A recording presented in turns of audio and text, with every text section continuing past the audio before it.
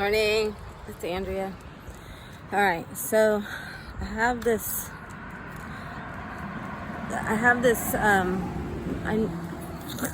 I feel like I need to just get out of my head what I know to be true about projectors and invitation.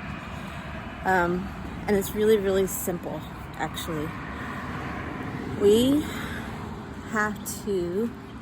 who are projectors, so this isn't necessarily being viewed just by projectors. I want you guys to realize that the group, the Doing Business as Yourself group, is for whomever.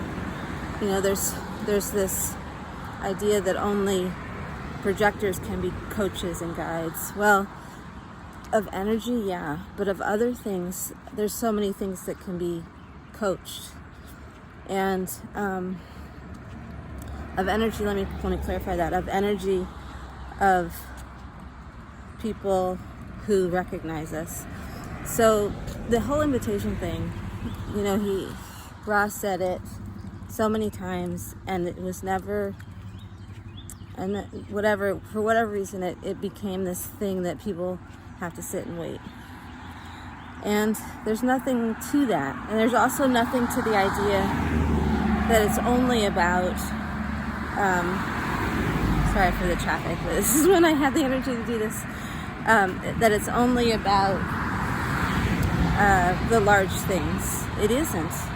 There's energy open to you and your guidance or not with other people all the time.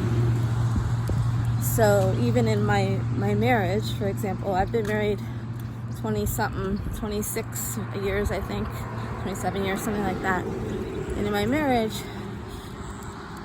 he can hear me when he can hear me. And when his energy is not there to hear me, I could be talking to a brick wall and it would make no difference. And to expect his design, which is built that way, to be anything other than that, and be bitter about that, becomes pointless because I can see his design, you know? So anyway, back to the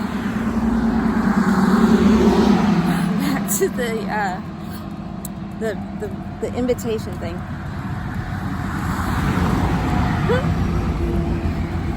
Okay, here we come at a dull spot.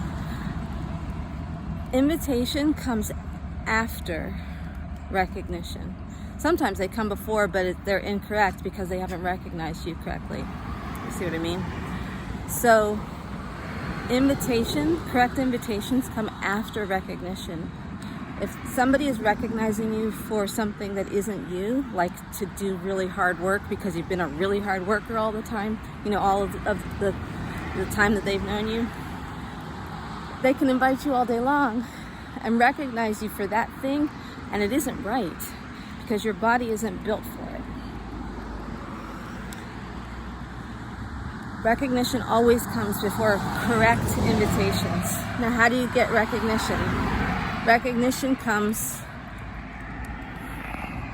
from exposure to you. Oh, sorry, another camera thing. Let's see if I can do it better. Recognition comes from exposure to you and your being in the world correctly. So if you're not being in the world correctly, you're going to get recognized incorrectly by people with invitations that have nothing to do with what you're about, like what your body is built for. So there's that. What do you do in the meantime? Invitations to move in the world are only from other people when it involves you and potentially other people. When it doesn't involve you and other people, so I'm out here walking the dog. I didn't need an invitation from somebody. Well, I needed a nudge from him that it was time to go. But my body didn't require somebody to invite me to this dog.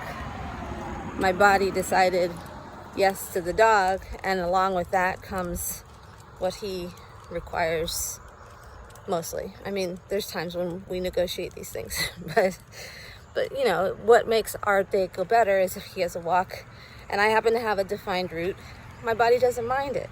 My body's fine with it. So the question is really, how do we get recognized for the correct things? Well, we live our life. The more that we are ourselves, the more, I'm really awkward with this. I have to switch arms because he's bouncing my arm around. The more that we be ourselves, the more possibility there is to be recognized for the correct things. The other piece of this, however, is while we're quote unquote waiting, mastery is what we have the opportunity for. I wouldn't say it's our destiny per se, but it's what we have the opportunity for if we're waiting and we're not engaging in things that interest us. I'm not even going to say enjoy, because there's a trap in the word, in the idea of everything must be happy to be correct, because that is completely not a thing. There's lots of things that happen, especially for me, who's a third line, for example. There's lots of things that go on that are absolutely correct, that are quite unpleasant at times, or certainly not what I would choose if I was given a plate of things and chose the one to be happy. That's not necessarily the one that's correct. As for third lines in particular, having the experience of what doesn't work is part of our process. So the idea that everything should be enjoyable is a lie. And it's not a lie, it's a misconception. It's better. Anyway, mastery of something, mastery of many things, mastery of things that interest you in the moment, being unattached to whether there's an outcome of that mastery, not becoming masters in order to have a certificate so that you can then say, I'm a thing and people will listen. That's another mistake.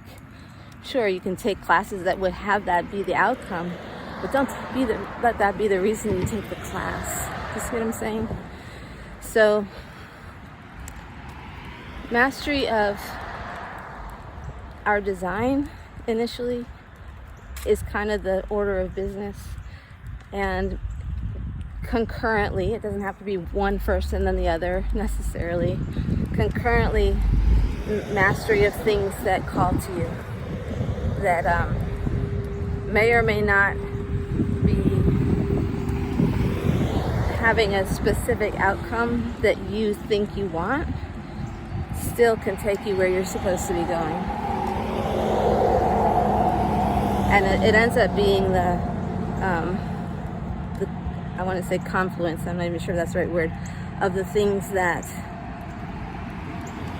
make up your experiences of mastery across time, that create the recognition that you and I are supposed to have.